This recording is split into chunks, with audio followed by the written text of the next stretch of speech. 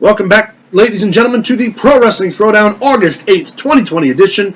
I'm Caleb Black. This is Luke the Big Dog Williams, our in-studio producer, the Mighty Max Fury. We are talking AEW, the other half of the Wednesday Night Wars. We open the show with The Dark Order versus FTR and the Elite in a chaotic 12-man tag match. I gave it a 3, but it was a lot. It was a lot to take in for the opening match.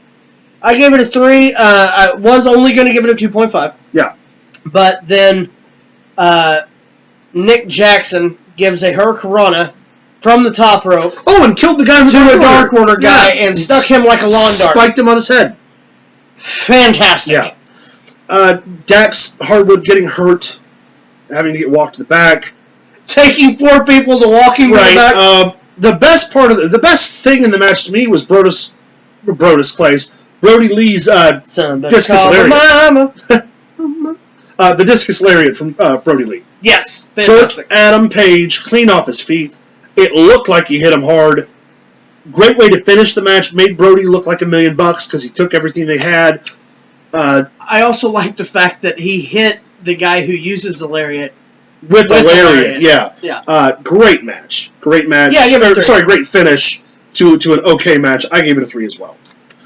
Going to a Jon Moxley promo where he's sitting on a staircase talking about all of his mistakes and how people tried to discourage him from being in matches and maybe he shouldn't have done the death matches and now he's here to be Darby Allin's advocate because he likes him and he should say no to the match and he shouldn't get in the ring with Moxley. I gave it a 2. Me as well. I don't like the fact that their champion is always cutting his promos from a fence or a dark alley or a basement. He's their champ. If you want to get him over, put him in the middle of the ring, holding Darby in one hand, the belt in the other, turn the lights off and let him mug the camera. At least he's in the ring. He's not on the run. He's not hiding. And you're discouraging your opponent from getting in a match because you like him. Yeah. Come on, man. If you're the lunatic fringe, be a lunatic. And you said when you became champion, I'll take on all comers. Why then would you go to someone and be like, oh, well, not you. I don't want to fight you. I will fight you if I have to fight you, but I don't want to fight you. No, man. And Darby Allin's going to be a star. I'm not a big fan of the whole Mox. I built my career on hardcore matches, and maybe I shouldn't have.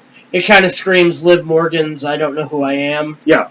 Kind of thing, which, God, I hope that doesn't happen again. Yeah, if you don't know who you are, how are we supposed to know who you are? Exactly. And if you're not okay with what you did to get where you're at, if you're not selling, I'm not buying. Exactly, and he wasn't selling himself. Yeah. And he should be because he's the champion. And I'm not saying he's going to come out and do the typical champion thing where I'm the champion, blah, blah, blah, but he could have done something better than that. I give that a 2. We go into a tag team match, Proud and Powerful, Santana and Ortiz versus the Best Friends. If they'd have ended the match about 5 minutes earlier, it would have gotten a higher rating. But it went on too long. I gave it a 2.5. I gave it a 2. I gave the 0.5 for the Bill Murray knee pad.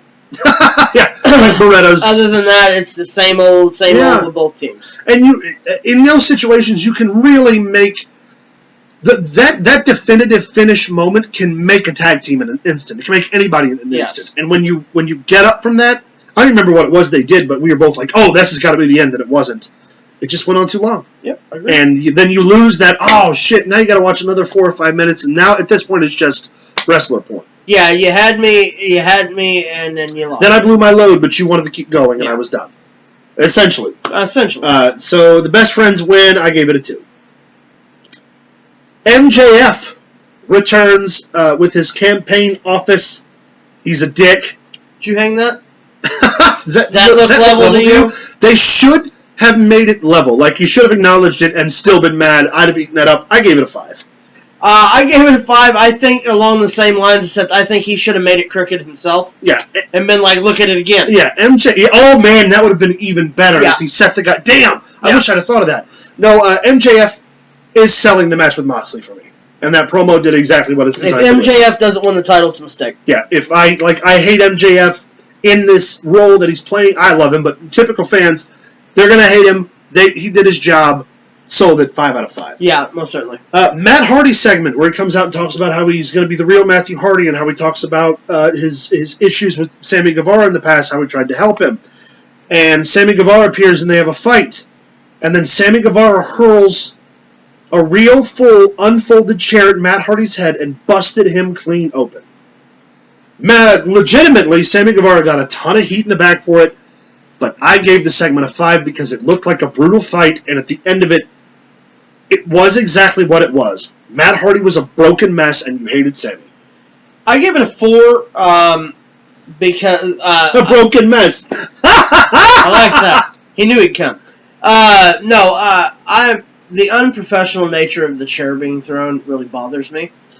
It was a judgment call. It was a snap call. I totally agree with that, but at the end of it, if you didn't know that was an accident, if you didn't have the dirt sheets and you didn't have someone saying, "Oh, that was uncalled for," would that not have looked like a brutal chair shot that came from someone who wanted to hurt Matt Hardy? Oh, it looked.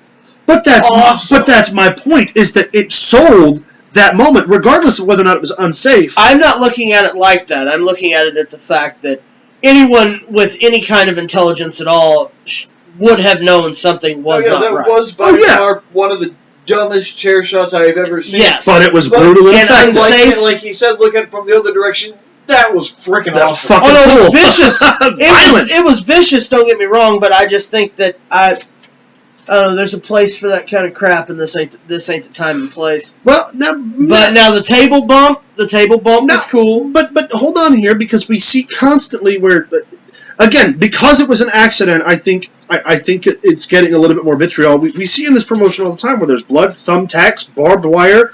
This was just something brutal and real that happened, and that's why it sells it so much for me. Does that make sense? I mean, I get what you're saying. It just does nothing for me. But I gave the promo a 4. Yeah, I gave the whole segment a 5. Proud and Powerful Trash, Chuck Taylor's mom's van. That's Pam's van. I gave it a 3. I shouldn't have. It should have been lower. I gave it a 2. But they trashed the van, and that was the intent, so the promo worked. They didn't throw an open chair at the van. So. Shit, they should have. Probably would have broken even more. Probably would have. Be a lot cooler if they did. Then we cut into the Dark Order team of Alex Reynolds and John Silver against Cody and Matt Cardona. And this match was basically what it was. Cody and Matt getting over. Pretty much it. John Silver, goddamn, him and Alex Reynolds sell their asses off. They really do. Couple of clunky spots. I gave it a 3 because Cardona looks like $1 million. Cody always looks like $1 million. I gave it a 2.5. The only reason I didn't go higher is because I didn't buy them as a threat. You didn't buy the Dark Order? Yeah, I didn't buy the Dark Order as a threat. I think that with a debut, that it should be somebody you could legitimately buy as a threat. Yeah, I get that. Maybe if they had wrestled like Santana and Ortiz, or the other tag teams. The two bigger guys of the Dark Order. At least they have name value. Yeah, I totally understand that. Yeah, I gave that a 3. Yeah, 2.5. Then the best friends go into a promo about the van, Chuck's mom's van getting trashed. Pam's van. That's the stupidest thing I've ever heard. Trent Beretta being like, when we beat you, you have to apologize to my friend's mom. I think they owe her an apology. 1 out of 5. I think they owe her an apology. It was stupid. How are they going to get to their gigs now? It's all broken. Maybe they should use all their AEW money and buy better gear, go to a gym, and get a... You know what? Don't even fucking get me started. That's for you and the van. Chuck Taylor's stupid kick. You deserve an apology. God, I hate Chuck. Anyway, I gave it a 1.5. Yeah, it was such a bad segment. He didn't even give it a full point. I gave Chuck Taylor more credit than that. I gave it a 1.5. Oh, you gave it a 1.5. I thought you said you gave it half a point. No. Fuck that. No, I gave the point wasn't for them. It was for Pam. Pam's van. Come back for Pam. We go into the Wednesday night debate with special guest special guest moderator Eric Bischoff returning to TNT TV. Hello. Okay. Yes. Before we break this down, internet marks around the world. It's just a guest spot. Calm yourself. Or hire him as the commissioner. Listen to me. Calm yourself. Hire him as the commissioner. Give me back my Bischoff. People talking about he's going to ruin AEW in this. He has no position of power. It was a spot. Yeah. He is an on-air worker. And even if he was hired as their on-air commissioner, it would be an on-air position, not a real thing. So we go into the debate. Jericho runs Orange down all the way. Orange doesn't even respond until we get to a question about the environment, in which Orange gives a very scientific, very well-worded answer. And then, at the end of the debate, after Jericho's run him down so much, Cassidy gets serious. And Cassidy... He's going to try. Basically tells Jericho, yeah, you can talk about how I hold my hands in my pockets, but you, a guy who's won 50 championships and is internationally known, is going to have to admit the fact that a guy with his hands in his pockets beat you next week, and it solved it for me. Yes. The first time Orange Cassidy has done something that I myself was like, now I kind of want to see what happens. Told you so. You did tell me so, and if next week's match is as good as I think it is, and there's a little less hands in the pockets... I'm sorry, is it next week? No, it's 2 weeks.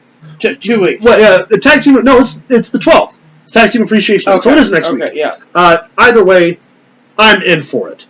If Orange Cassidy delivers, I will admit that I was wrong. 4.5. I gave it a 4. Big Swole has a women's match against Rebel? Rebel. I gave it a 1 out of... She's calling herself Reba now. Yeah, I gave it a 1 out of 5. Me too. Yeah, Reba, that's her name. Big Swole looked great. Reba did not.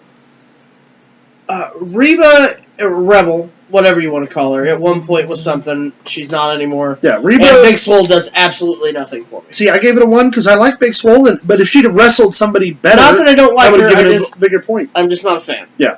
Then we get into our main event. Darby Allin and Jon Moxley have a great match. A good, hard-hitting match where you believe that Darby Allin's fighting for the title. He hits 2 coffin drops.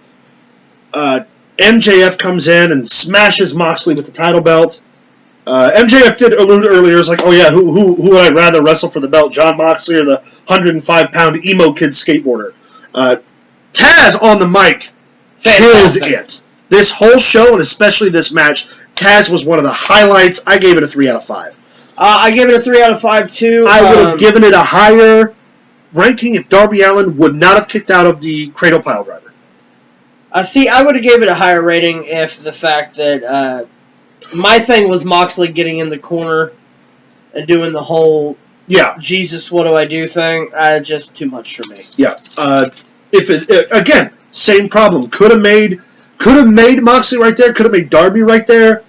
But he kicked out, and then he hits him with the paradigm shift. And the hugging of him at the end while he's on the ground unconscious. I mean, I get that. He's talking to him, before, I like you. I get that, but it kills Moxley again. Yeah, Moxley needs to be the outsider, the animal. Yes. Yeah, I completely agree with that. We don't care that you like him. Yeah. That's not what we give a shit about at all. Overall, I gave that a 3. A 3 out of 5. Max... What do our scores look like for NXT or AEW this week? Not NXT. Luke, you gave it a 3.5 out of 5. Nice. Who was your star for the night? My star for the night, MJF. Promos, money, kids' money. Agreed. Print it. Yeah. And Caleb, you gave it a 3 out of 5. Who was your star? Oh, Sammy Guevara. 100%. Sammy Guevara all the way. Great show. Guys, what did you think about that brutal chair shot? What do you think about MJF's promos, the Moxley main event? Let us know in the comments down below. Send us an email at prowrestlingthrowdown@gmail.com. Find us on Facebook at facebook.com/prowrestlingthrowdown. And don't forget to like and subscribe. I keep saying it. We get enough subscribers, we're going to do something special we've been planning. But we got to get the subscribers first. Once we get a little closer, I'll let you know what that number is. And stay tuned, because we're talking Impact right now.